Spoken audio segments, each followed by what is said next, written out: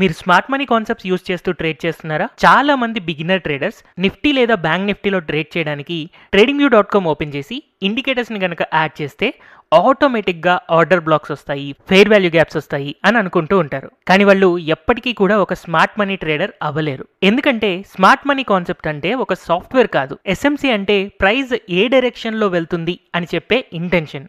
చాలా మంది బిగినర్స్ ఏమనుకుంటారంటే, ఎవరైనా నాకు ఆర్డర్ బ్లాక్ ఇండికేటర్ని ఇస్తే దాన్ని యూజ్ చేస్తూ నేను ట్రేడ్ చేస్తాను. ఫెయిర్ వాల్యూ గ్యాప్ నేను కనిపెట్టలేకపోతున్నాను కాబట్టి ఏదైనా సాఫ్ట్వేర్ కనిపెడితే నేను ట్రేడ్ చేస్తాను. మార్కెట్ ఎక్కడైతే షార్ప్ గా రివర్స్ అయిందో అక్కడ ఒక విక్ ఉంటే అది ఆర్డర్ బ్లాక్. ఎప్పుడైతే ఈ బాక్స్ జోన్ కి వచ్చిందో అక్కడ బై ఆర్ సెల్ చేయాలి. ఇలా సింపుల్ అండ్ షార్ట్ కట్ వేస్ ని వెతుకుతూ ఉంటారు. కానీ రియాలిటీలో ఈ ఇండికేటర్స్ కేవలం ఒక ప్యాటర్న్ ని చూపిస్తాయి, కానీ అవి ప్రైస్ యొక్క ఇంటెన్షన్ని చెప్పవు.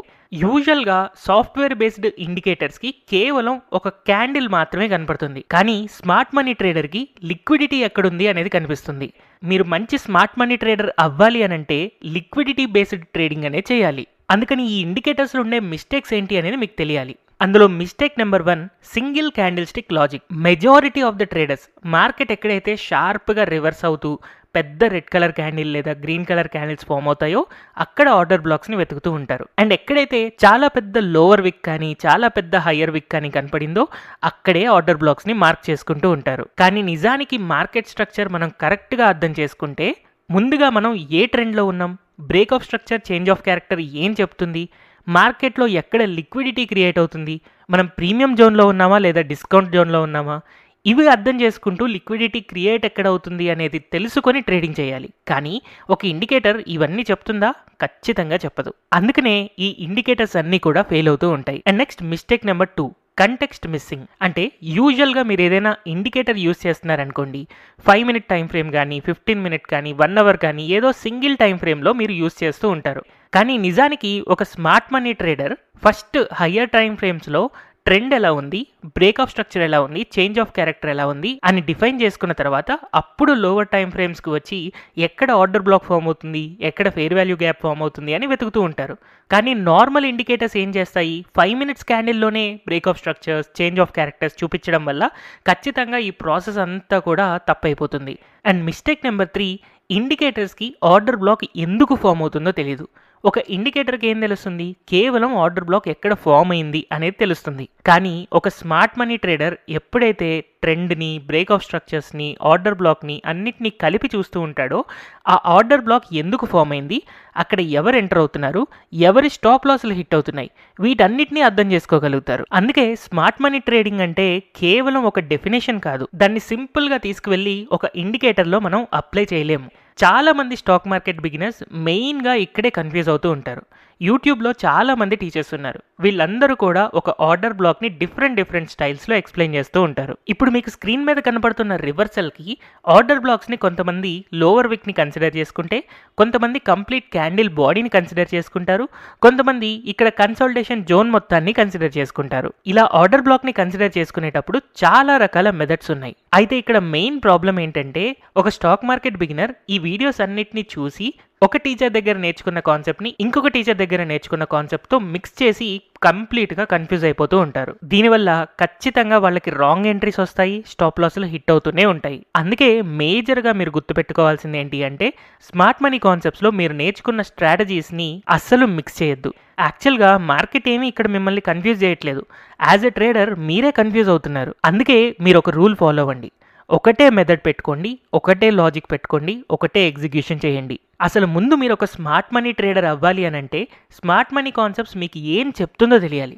సో నాకు తెలిసి స్మార్ట్ మనీ మనకేం చెప్తుందంటే, నిఫ్టీ లేదా బ్యాంక్ నిఫ్టీలో లిక్విడిటీ ఎక్కడుంది, ఎక్కడ ఎవరు ట్రాప్ అవుతున్నారు, ఇప్పుడు ఫాస్ట్గా వచ్చిన ప్రైస్ మూమెంట్ వల్ల ఇంబ్యాలెన్స్ అంటే ఫెయిర్ వాల్యూ గ్యాప్ ఏమైనా క్రియేట్ అయిందా, ఇప్పుడు ప్రెజెంట్ మనం డిస్కౌంట్ జోన్లో ఉన్నామా, ప్రీమియం జోన్లో ఉన్నామా, అండ్ వీటన్నిటిని ఒక స్ట్రక్చర్ ఫామ్ అవుతూ కన్ఫర్మేషన్ ఇస్తుందా లేదా, ఇలాంటి విషయాలు ఒక స్మార్ట్ మనీ ట్రేడర్కి అర్థం అవ్వాలి. సింపుల్గా ఒక కీ లెవెల్ పైన స్టాక్ ఎప్పుడైతే పైకి బ్రేక్అవుట్ అవుతుందో, చాలా మంది రిటైల్ ట్రేడర్స్ ఇక్కడ కీ లెవెల్ బ్రేక్ అయింది కాబట్టి పెరుగుతుంది అని చెప్పి కాల్ ఆప్షన్స్ కొంటారు. కానీ ఎప్పుడైతే ఇమీడియట్గా అక్కడ నుంచి రివర్స్ అవుతుందో, ఇక్కడ కాల్ ఆప్షన్ ట్రేడర్స్ అందరినీ ట్రాప్ చేస్తుంది మార్కెట్ అని చెప్పి మనకి అక్కడ ట్రాపింగ్ జోన్ అనేది అర్థం అవుతుంది. అండ్ ఈ ట్రాప్డ్ జోన్ దగ్గరే స్మార్ట్ మనీ ట్రేడర్స్ లిక్విడిటీ తీసుకున్నారు అని అర్థమవుతుంది. ఈ ఇమ్మీడియట్ రిజెక్షన్ వల్ల మనకి స్ట్రక్చర్ యొక్క షిఫ్ట్ ఏంటి అనేది తెలుస్తుంది. అదే షిఫ్ట్ దగ్గర మనకు ఒక ఆర్డర్ బ్లాక్ ఫామ్ అయితే నెక్స్ట్ టైం అక్కడికి వచ్చినప్పుడు రివర్స్ అవుతుంది అని తెలుస్తుంది. అందుకని మనం స్మార్ట్ మనీ కాన్సెప్ట్స్ని కరెక్ట్గా నేర్చుకున్నప్పుడు ఆర్డర్ బ్లాక్ యొక్క మీనింగ్ కంప్లీట్గా మారిపోతుంది. ఆర్డర్ బ్లాక్ అంటే జస్ట్ ఒక ఎంట్రీ కాదు, ఆర్డర్ బ్లాక్ అంటే ఒక రియాక్షన్ జోన్. అయితే ఈ ఇండికేటర్స్ని వాడకుండా, అంటే షార్ట్ కట్స్ని వాడకుండా మాన్యువల్గా స్మార్ట్ మనీ కాన్సెప్ట్స్ని అప్లై చేస్తూ ఒక చార్ట్ని చదవాలి అని అంటే మనం సింపుల్గా 4 స్టెప్స్ ఫాలో అవ్వచ్చు. ఫస్ట్ మన ట్రెండ్ ఏదైతే ఉందో దాన్ని హయ్యర్ టైం ఫ్రేమ్స్లో చూడాలి. అందుకోసమని నేను నిఫ్టీ, బ్యాంక్ నిఫ్టీ యొక్క స్ట్రక్చర్ ఫామ్ అవుతున్నప్పుడు 1 అవర్ టైం ఫ్రేమ్ చార్ట్ని యూజ్ చేయమన్నాను. ఈ 1 అవర్ టైం ఫ్రేమ్లో మనకి హయ్యర్ హైస్ ఫామ్ అవుతుందా, లేదా లోవర్ హైస్ ఫామ్ అవుతుందా, లేదా ఇర్రెగ్యులర్గా ఉంటుందా అన్న దాన్ని బట్టి మనం ట్రెండ్ని డిఫైన్ చేసుకోవచ్చు. వీటికి మన రూల్స్ ప్రకారం break of structures, change of characters draw చేసుకోవాలి. దాని తర్వాత కీ లెవెల్స్ని ఐడెంటిఫై చేసుకొని వాటి దగ్గర లిక్విడిటీ ఈవెంట్స్ ఏమైనా ఉన్నాయేమో చూడాలి. ఆ లిక్విడిటీ ఈవెంట్స్ దగ్గర మనకి స్టాప్ లాస్ హంటింగ్ అనేది జరుగుతుందేమో వెయిట్ చేయాలి.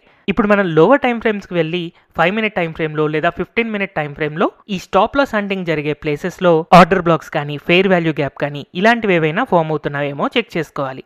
వాటికి ఎడిషనల్ కన్ఫర్మేషన్ కోసం మనం పెట్టుకున్న రూల్స్ అన్ని సాటిస్ఫై అవుతున్నాయా లేదా అని చూడాలి. సో వన్స్ మన రూల్స్ అన్ని సాటిస్ఫై అయిన తర్వాత ఫైనల్గా స్టెప్ నెంబర్ 4లో మన ఎంట్రీ సిగ్నల్ వచ్చేదాకా వెయిట్ చేయాలి. కొన్నిసార్లు మనకి order block, fair value gap form అవుతాయి, కానీ ఆ ఎంట్రీ సిగ్నల్ అనేది ఆ రోజు రాకపోవచ్చు. కొన్నిసార్లు 2 to 3 డేస్ తర్వాత కూడా రావచ్చు. అందుకని ముందుగానే మనకి ట్రేడ్ వస్తుందేమో అని చెప్పి ఆపోజిట్ డైరెక్షన్లో ట్రేడ్ చేయకూడదు. మనకు ఒక ట్రేడ్ సిగ్నల్ జనరేట్ అయిన తర్వాత కరెక్ట్గా ఆ ట్రేడ్ ఎంట్రీ పాయింట్ వచ్చేదాకా మనం వెయిట్ చేయాలి. ఎప్పుడైనా సరే స్టాక్ మార్కెట్లో ఏ ఇండికేటర్ అయినా కూడా కేవలం ఆప్షనల్ మాత్రమే. మెయిన్గా మనం దాని వెనకాల ఉన్న లాజిక్ని అర్థం చేసుకోవాలి. నో డౌట్ ఇండికేటర్స్ చాలా తొందరగా మనీ వస్తాయి అని చెప్పి ప్రామిస్ చేస్తూ ఉంటాయి, కానీ రియాలిటీలో ఎవరైతే స్లోగా కాన్సెప్ట్ని అర్థం చేసుకుంటారో వాళ్ళకి మార్కెట్లో కరెక్ట్ కాన్ఫిడెన్స్ బిల్డ్ అవుతుంది. ఎస్పెషల్లీ స్మార్ట్ మనీ కాన్సెప్ట్ అనేది ఖచ్చితంగా ఒక షార్ట్ కట్ కానే కాదు.